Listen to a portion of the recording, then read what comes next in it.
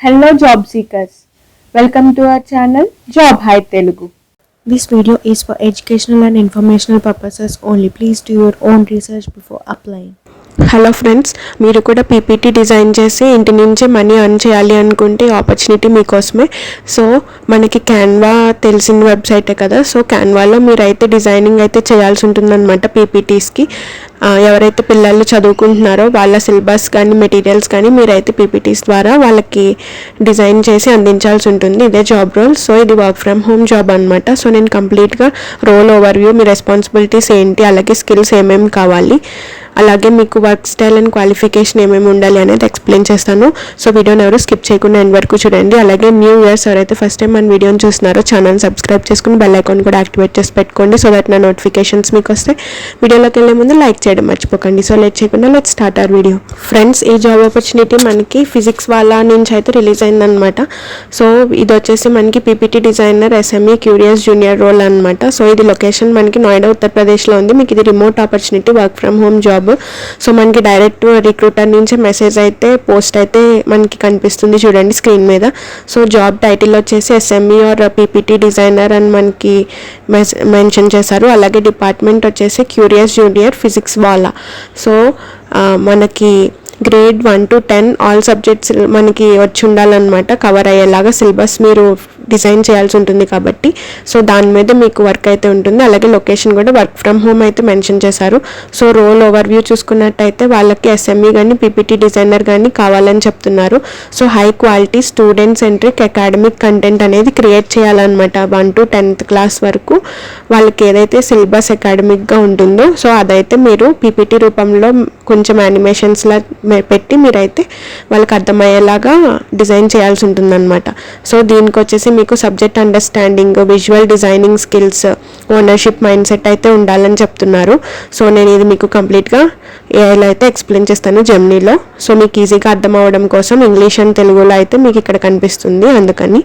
So మనకి job description అనేది మనకి మెయిన్లీ 1 to 10th క్లాస్ విద్యార్థుల కోసం మనం స్టడీ మెటీరియల్ని అయితే తయారు చేయాల్సి ఉంటుందన్నమాట కంప్లీట్గా చెప్పాలి అనుకుంటే.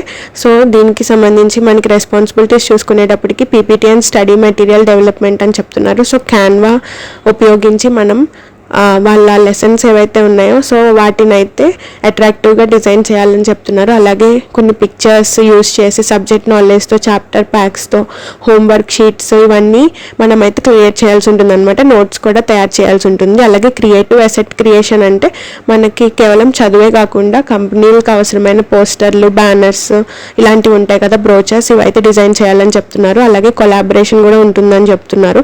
సో ఫ్యాకల్టీ మరియు అకాడమిక్ టీమ్స్తో మీరు కలిసి పనిచేయచ్చు. అలాగే వాళ్ళు చెప్పే ఫీడ్బ్యాక్ కూడా యూస్ చేసుకుని మీ కంటెంట్ని అయితే ఇంప్రూవ్ చేయాల్సి ఉంటుంది. అలాగే క్వాలిటీ అండ్ టైమ్ లైన్స్ వచ్చేసి మనకి ఎర్రర్ ఫ్రీ వర్క్ అయితే చేయాల్సి ఉంటుంది అనమాట. డెడ్ లైన్ వాళ్ళు ఏ టైం ఇస్తారో అప్పటి లోపల పూర్తి చేసేయాల్సి ఉంటుంది. సో మనకి రిక్వైర్డ్ స్కిల్స్ చూసుకునేటప్పటికి క్యాన్వా కంపల్సరీ ఉండాలని చెప్తున్నారు.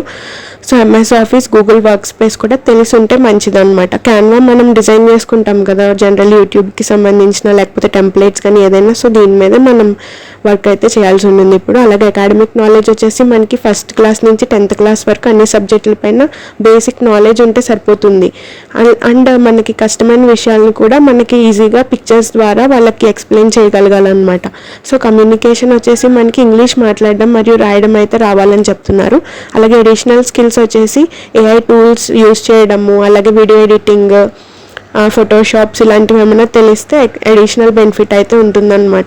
సో పని చేసే విధానం, వర్క్ స్టైల్ అండ్ క్వాలిఫికేషన్స్ చూసుకున్నట్టయితే మనకి ఓనర్షిప్ అనేది ఇంపార్టెంట్ అనమాట. అంటే ఎవరు పదే చెప్పకుండా మీరే బాధ్యతగా పని చేసుకోవాల్సి ఉంటుంది. అలాగే డిగ్రీ వచ్చేసి మనకి BSc BEd డిగ్రీ ఉండాలని చెప్తున్నారు. టీచింగ్ రిలేటెడ్ కదా, మనకి సిలబస్ అది కవర్ చేయాలి కాబట్టి అందులో పీపీటీలో. సో BSc BEdకి సంబంధించి ఏదైనా డిగ్రీ ఉండాలి. అలాగే ఎడ్యుకేషన్ రిలేటెడ్ ఫీల్డ్స్లో ఏదైనా ఎక్స్పీరియన్స్ ఉంటే ప్లస్ అనమాట. సో ఎవరైతే అకాడమిక్ క్రియేటర్ కావాలి అనుకుంటున్నారో, ఇలా ఎడ్యుకేషన్ డిపార్ట్మెంట్లో క్రియేటివ్గా డిజైన్ చేయాలి అనుకుంటున్నారో చక్కగా అప్లై చేసుకోవచ్చు అనమాట. Designing plus teaching related role ఇది. సో 2 ఆపర్చునిటీస్ మీకు అందే ఛాన్స్ అయితే ఉంటుంది. ఇంటి దగ్గర నుంచే వర్క్ చేసుకోవచ్చు. సో ఈ ఆపర్చునిటీని అసలు మిస్ అవ్వద్దు, చక్కగా అప్లై చేసుకోండి. సో మనకి డైరెక్ట్ అప్లై ఇక్కడ అప్లై అని కనిపిస్తుంది కదా మీకు ఇక్కడ. సో ఇలా అయితే మీరు అప్లై చేసేసుకోవచ్చు, ఆటో అప్లై అయిపోద్ది. లింక్డ్ఇన్లోనే స్పాట్ అయింది కాబట్టి ఇది జెన్యూన్ అప్డేట్ అనమాట. సో ఎవరు మిస్ అవ్వకుండా అప్లై చేసుకోవడానికి ట్రై చేయండి. సో టీచింగ్ రిలేటెడ్ ఫీల్డ్స్లో ఎవరైతే వర్క్ ఫ్రమ్ హోమ్ కోసం వెతుకుతున్నారో మంచి ఆపర్చునిటీ అని చెప్పచ్చు. ఫిజిక్స్ వాళ్ళ కంపెనీ కూడా మంచి కంపెనీ. సో ప్రజెంట్ అందరికీ ఎడ్యుకేషన్ రిలేటెడ్ ఫీల్డ్స్లో వాళ్ళైతే మనకి చాలా వైడ్ అమౌంట్లోన వాళ్ళు సర్వీసెస్ అందిస్తున్నారు కాబట్టి మీకు ఆపర్చునిటీస్ కూడా బాగుంటాయి. ఒకవేళ టీచింగ్ కావాలనుకున్న వాళ్ళు మీకు తీసుకునే ఛాన్స్ అయితే ఉంటుంది. సో ఇదే ఈరోజు జాబ్ అప్డేట్. మీకు వీడియో యూస్ఫుల్గా అనిపిస్తే లైక్ చేసి మన ఛానల్ సబ్స్క్రైబ్ చేసుకోండి. ఇంకా మీకు ఏమైనా డౌట్స్ ఉంటే కామెంట్ సెక్షన్లో అడగండి. దీనికి సంబంధించిన డిస్క్రిప్షన్ లింక్ నేను టెలిగ్రామ్లో అయితే ఇస్తాను. అలాగే అప్లికేషన్ లింక్ డిస్క్రిప్షన్ బాక్స్లో కూడా ప్రొవైడ్ చేస్తాను, ఒకసారి చెక్ చేయండి.